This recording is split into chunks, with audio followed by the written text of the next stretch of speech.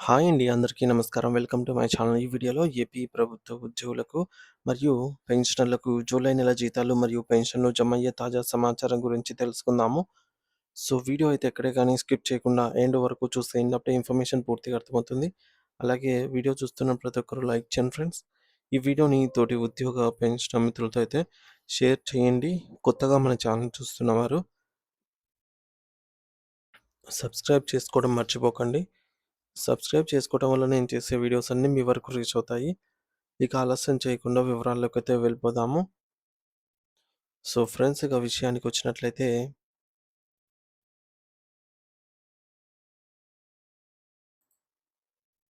ఆంధ్రప్రదేశ్ రాష్ట్రంలోని పెన్షనర్లకు సంబంధించి ఈ యొక్క జూలై నెల పెన్షన్ బిల్లులు మరియు ఇతర ముఖ్యమైనటువంటి సేవలపై ఆర్థిక నిపుణులు మరియు పెన్షనర్ల సంఘాలు సూచించిన ప్రధాన అంశాల గురించి ఇక్కడ మనము క్షుణ్ణంగా తెలుసుకుందాము.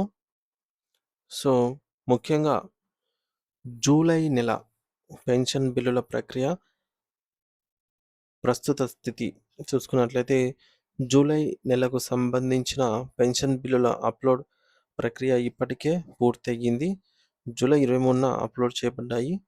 సో ప్రస్తుత స్టేటస్ చూసుకున్నట్లయితే బిల్లులది ప్రభుత్వం బిల్లులన్నీ సిఎఫ్ఎంఎస్ పోర్టల్‌లో వెయిటింగ్ ఫర్ ఫండ్ క్లియరెన్స్ దశలో అయితే ఉన్నాయన్నమాట. ఆల్మోస్ట్ బిల్లులన్నీ.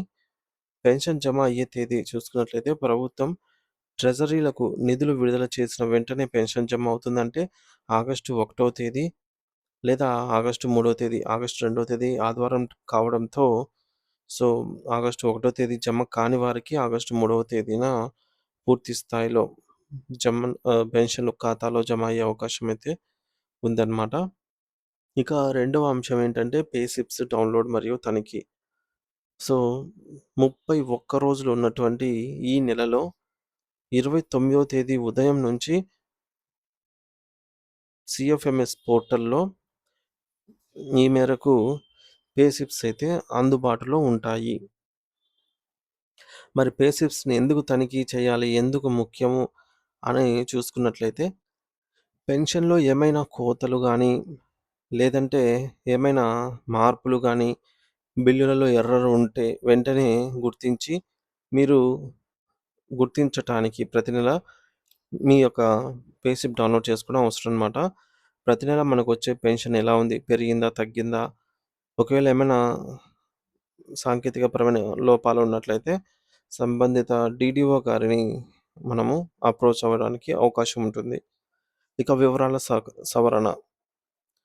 ఈ మేరకు ఎంప్లాయీ సెల్ఫ్ సర్వీస్ ఈఎస్ఎస్‌లో వ్యక్తిగత వివరాలు, చిరునామా, కుటుంబ సభ్యుల వివరాలు, బ్యాంక్ ఖాతా వంటివి మార్చుకోవడానికి సిఎఫ్ఎంఎస్ పోర్టల్‌లోని ఈఎస్ఎస్ విభాగంలో అవకాశం అయితే ఉంది. ఒకవేళ ఏమైనా మార్పులు ఉంటే చేసుకోవచ్చు.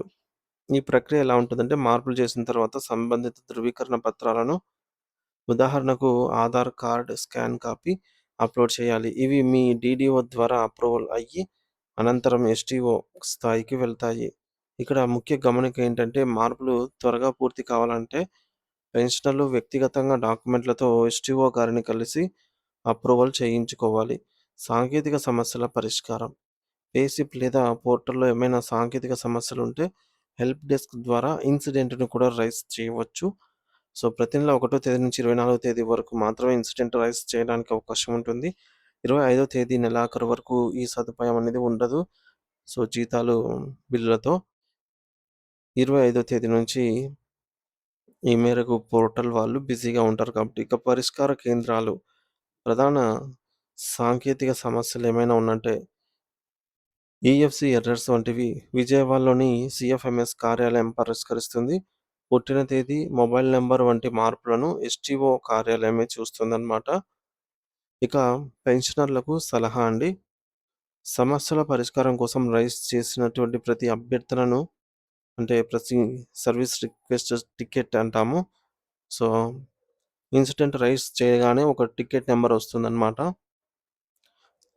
సో ఈ యొక్క ఎస్ఆర్‌టి జనరేట్ అవుతుంది. ఆ నంబర్‌తో పాటు పీపీఓ మరియు ఇతర పత్రాలను తీసుకొని సంబంధిత ఎస్టీఓ కార్యాలయానికి వెళ్తే సమస్యను త్వరగా పరిష్కరించుకోవచ్చన్నమాట.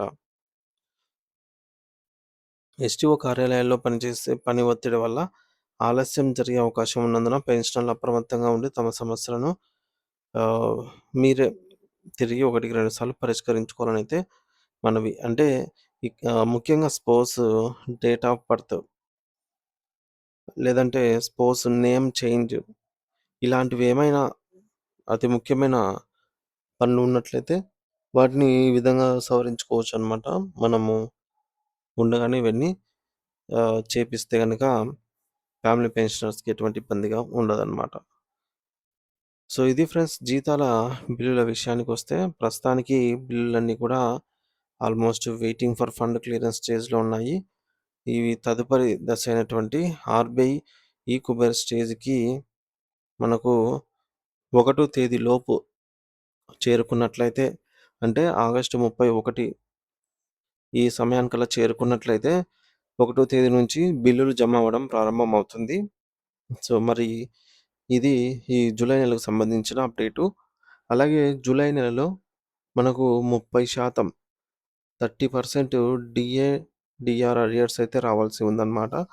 ఏంటంటే ఇవి జనవరి 2024కు సంబంధించి డీఏ, డీఆర్‌లు మరి ప్రభుత్వం వీటిని చెల్లిస్తుందా? లేదంటే గతంలో వలె వీటిని గూడా బకాయిల లిస్ట్‌లో చేరుస్తుందా? అనేది ఈ ఆగస్టు నెలలో తేలిపోనుంది.